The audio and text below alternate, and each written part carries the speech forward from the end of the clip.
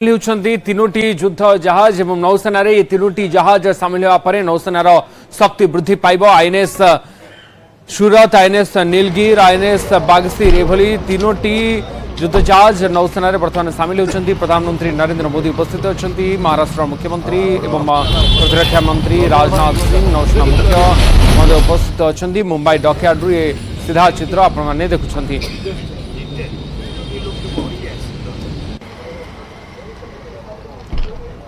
ये तीनोटी युद्ध जहाज भारतीय नौसेना रे सामिल होगा पर भारतीय नौसेनार शक्ति आहरी वृद्धि पाइब। खासकर सामुद्रिक सुरक्षा क्षेत्र में नौसेना को आहरी बल मिल कहुच्छी। नौसेना को आहरी सशक्त करने ये तीनोटी युद्ध जहाज आहरी सहायक हो आलोचना कर। आईएनएस सूरत, आईएनएस नीलगिर, आईएनएस बागसीर एभली तीनोटी युद्ध जहाज को वर्तमान भारतीय नौसेना रे सामिल करा युद्धापत्र जलावतरण होउछि। मुंबई डॉकयार्ड ए स्वतंत्र कार्यक्रम रे उपस्थित अछंती प्रधानमंत्री नरेंद्र मोदी, तांका सहित प्रतिरक्षा मंत्री राजनाथ सिंह मध्य उपस्थित अछंती। मुंबई डॉकयार्ड रे ए भव्य कार्यक्रम चली जो तीनोटी युद्ध जहाज रो कमिशनिंग चली वर्तमान।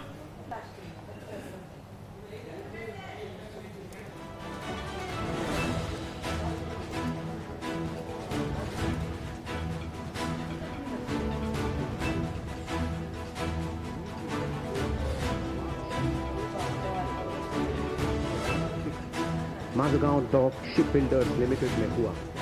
माझगांव डॉक शिप बिल्डर्स के नीलगिरी और बागशीर भारतीय नौसेना मुंबई डॉकयार्ड ये तीनोटी युद्ध जहाज नौसेना रे सामिल होउछि। देश उद्देश्य रे प्रधानमंत्री नरेंद्र मोदी वर्तमान ये तीनोटी युद्ध जहाज को सामिल करने प्रक्रिया रे सामिल होइछंती एवं ये तीनोटी युद्ध जहाज नौसेनार शक्ति को आहरी आगामी दिन में बढ़ाइब। नौसेना रे भारत को आहरी सशक्त करने केंद्र सरकार तरफ जो प्रचेषा ताहा वर्तमान देखा मिली। मुंबई डॉकयार्ड रे स्वतंत्र कार्यक्रम आयोजन कर तीनोटी युद्ध जहाज आज नौसेना रे सामिल होउछि। आईएनएस मोबाइल फोन को साइलेंट मोड पर रखिए। सूरत, आईएनएस नीलगिर, फुल वॉल्यूम पे आईएनएस बागशीर एभली तीनोटी युद्ध जहाज वर्तमान नौसेना रे सामिल होछि। प्रधानमंत्री नरेंद्र मोदी उपस्थित रहिछंती, तांका सहित प्रतिरक्षा मंत्री राजनाथ सिंह मध्य उपस्थित रहिछंती। नौसेना मुख्य महाराष्ट्र मुख्यमंत्री देवेंद्र फडणवीस सेठारे उपस्थित अच्छा। भव्य कार्यक्रम रे प्रधानमंत्री मोदी कौन कहे, प्रधानमंत्री मोदी अभिभाषण अल्प समय पर आसिबो। प्रधानमंत्री देश उद्देश्य रे तीन युद्ध जहाज को वर्तमान उत्सर्ग करिसेंती एवं यहाँ पर संबोधन करिवे।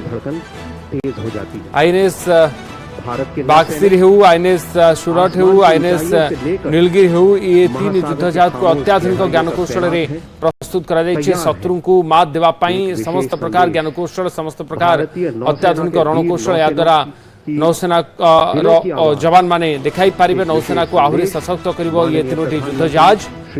सामरिक सुरक्षा क्षेत्र रे भारत को बड़ बल मिलिछ बोली कहा जाउछि। नई जंग है, जिंदगी हर कदम एक नई जंग है।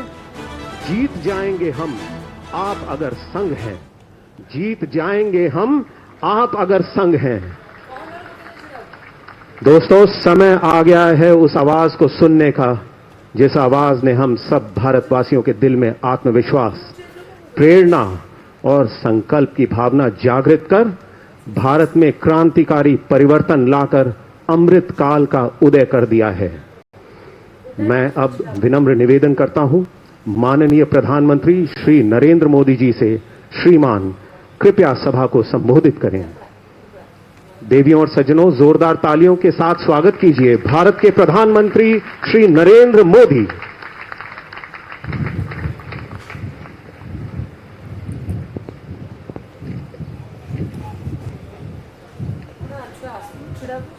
महाराष्ट्र के राज्यपाल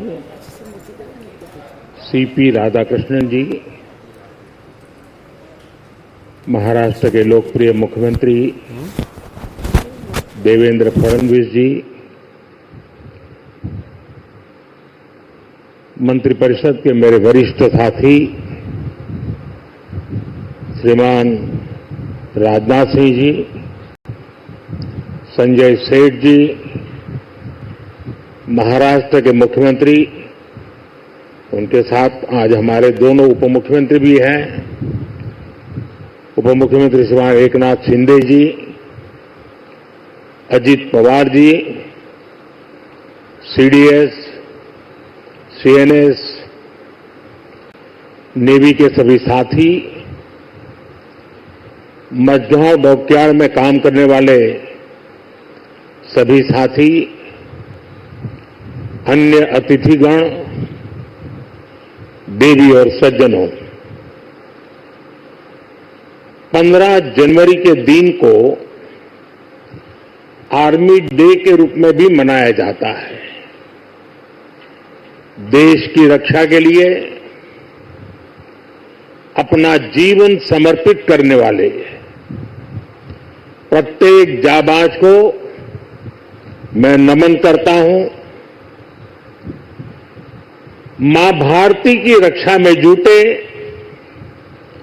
हर वीर वीरांगना को मैं आज के दिन बधाई देता हूं। साथियों, आज भारत की समुद्री विरासत नेवी के गौरवशाली इतिहास और आत्मनिर्भर भारत अभियान के लिए भी बहुत बड़ा दिन है। छत्रपति शिवाजी महाराज ने भारत में नौसेना को नया सामर्थ्य दिया था, नया विजन दिया था।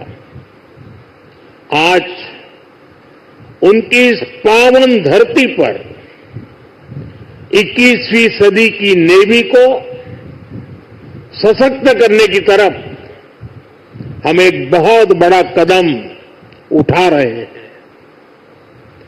ये पहली बार हो रहा है जब एक डिस्ट्रॉयर, एक फ्रिगेट और एक सबमरीन, तीनों को एक साथ कमीशन किया जा रहा है। और सबसे गर्व की बात कि ये तीनों frontline platforms made in India है। मैं भारतीय नौसेना को, इनके निर्माण कार्य से जुड़े सभी साथियों को, इंजीनियर्स को, श्रमिकों को और पूरे देश को बधाई देता हूं। साथियों, आज का एक कार्यक्रम हमारी गौरवशाली धरोहर को भविष्य की आकांक्षाओं से जोड़ता है। लंबी समुद्री यात्राएं,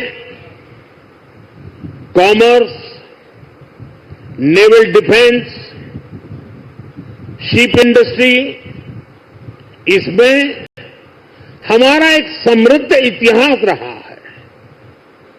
अपने इतिहास से प्रेरणा लेते हुए आज का भारत दुनिया की एक मेजर मैरीटाइम पावर बन रहा है।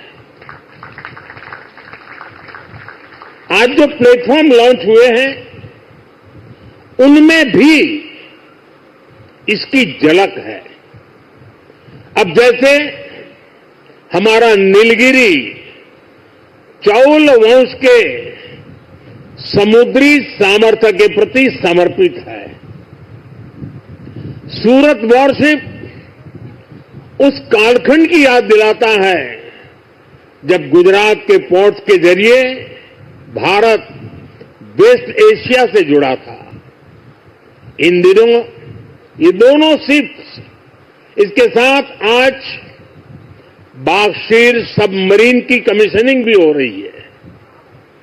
कुछ वर्ष पूर्व मुझे P-75 क्लास की पहली सबमरीन कलवरी की कमीशनिंग में शामिल होने का अवसर मिला था। आज मुझे इस क्लास की 6वीं सबमरीन बागशीर को कमीशन करने का सौभाग्य मिला है।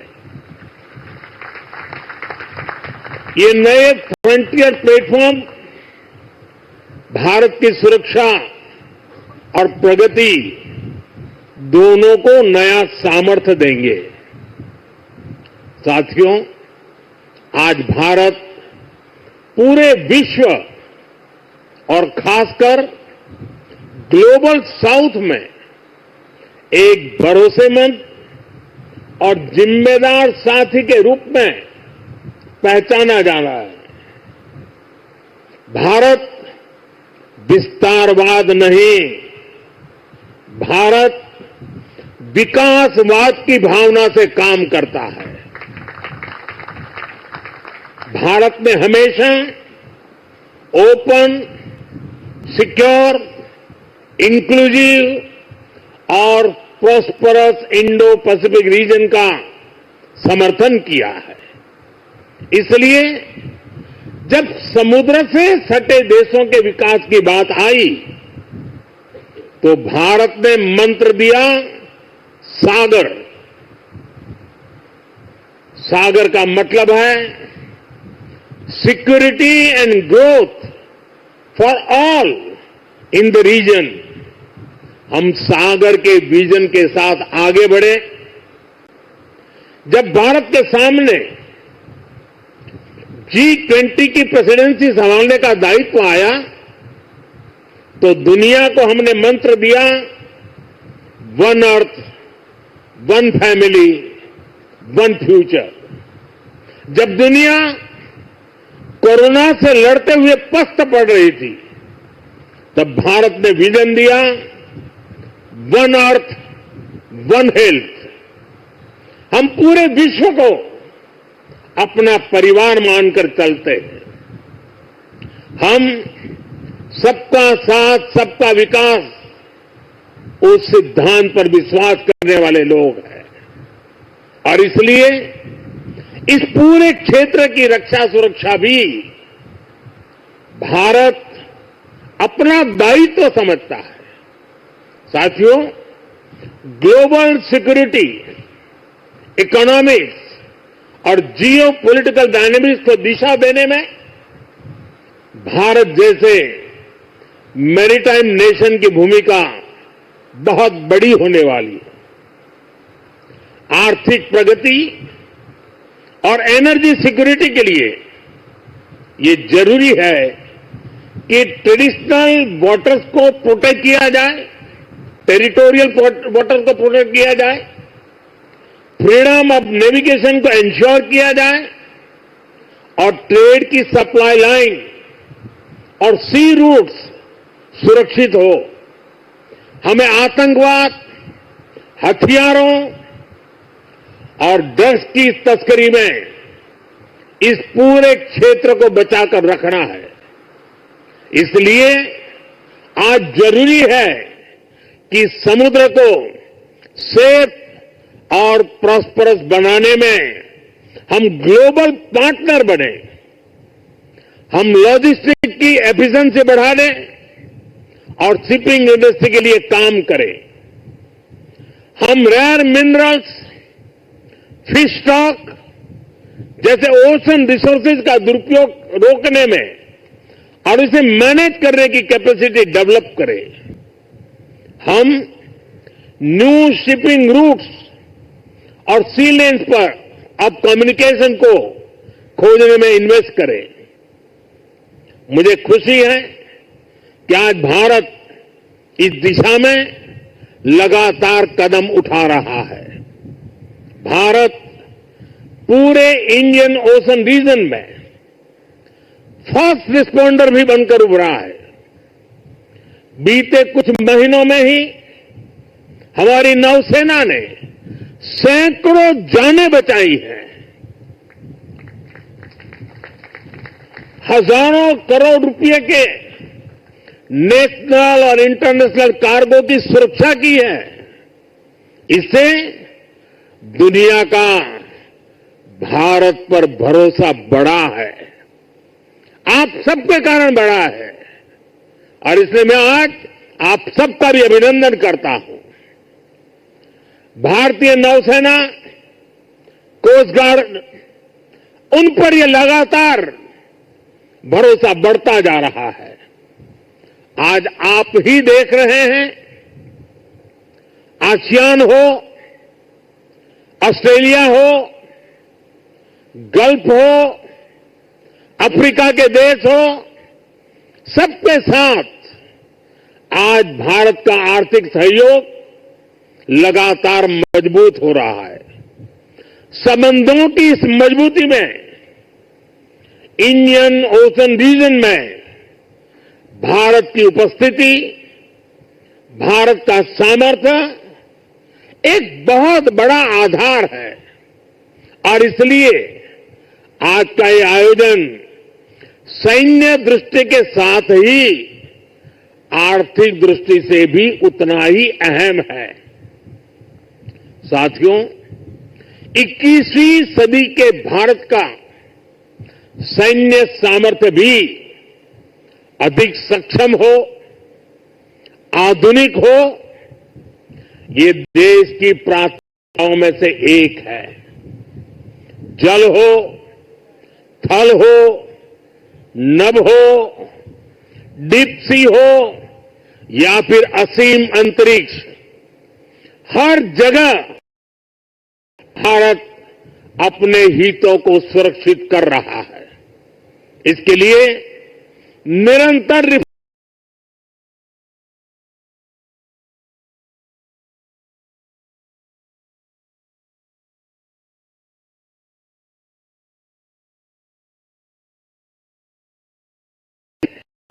थिएटर कमांड की दिशा में भी भारत आगे बढ़ रहा है। साथियों, पिछले 10 साल में जिस तरह भारत की तीनों सेनाओं ने आत्मनिर्भरता के मंत्र को अपनाया है, वो बहुत ही सराहनीय है। संकट के समय दूसरे देशों पर भारत की निर्भरता कम से कम हो, इस गंभीरता को समझते हुए आप सभी इस काम को आगे बढ़ा रहे हैं, नेतृत्व दे रहे हैं। हमारी सेनाओं ने 5,000 से ज्यादा ऐसे साजो सामान और उपकरणों की लिस्ट तैयार की है जो अब वो विदेशों से नहीं मंगाएगी। जब भारत का सैनिक भारत में बने साजो सामान के साथ आगे बढ़ता है तो उसका आत्मविश्वास भी कुछ अलग ही होता है। पिछले 10 साल में कर्नाटका में देश की सबसे बड़ी हेलीकॉप्टर बनाने वाली फैक्ट्री शुरू हुई है। सेनाओं के लिए ट्रांसपोर्ट एयरक्राफ्ट बनाने वाली फैक्ट्री शुरू हुई है।